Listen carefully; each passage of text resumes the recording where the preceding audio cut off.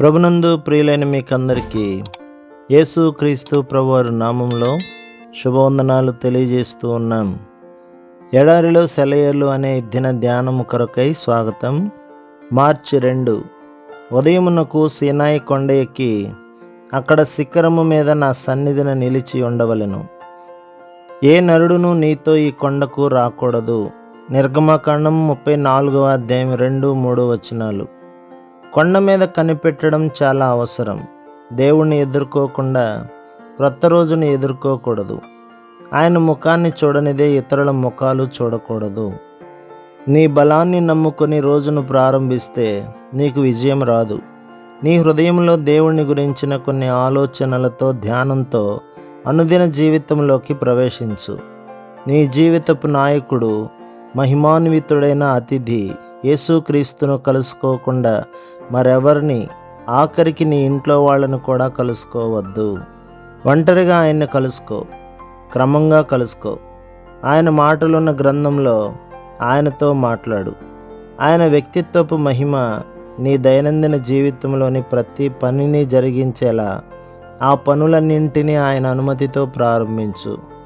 దేవునితో మొదలుపెట్టు. ప్రతిదినం నీ సూర్యుడు ఆయనే, ప్రాతకాలపు వెలుగు ఆయనే. చేయాలనుకున్నవన్నీ చెప్పు ఆయనకే. ఉదయమే కొత్త పాట పాడు. అరణ్యాలతో, పర్వతాలతో, మందమారుతాలతో, మైదానాలతో, మరుమల్లెలతో గొంతు కలిపి ఆలపించు. దేవునితోనే వెయ్యి నీ మొదటి అడుగు. నీతో రమ్మని ఆయన్ని అడుగు. నదులైనా, పర్వతాలైనా, జలపాతమైన అడుగు ఆయన తోడు. నీ మొదటి వ్యవహారం దేవునితో. వర్ధిల్లుతుంది నీ వ్యాపారం. దినమంతా పెరుగుతుంది ప్రేమ. పైనున్న వానితో నీ సహవాసం.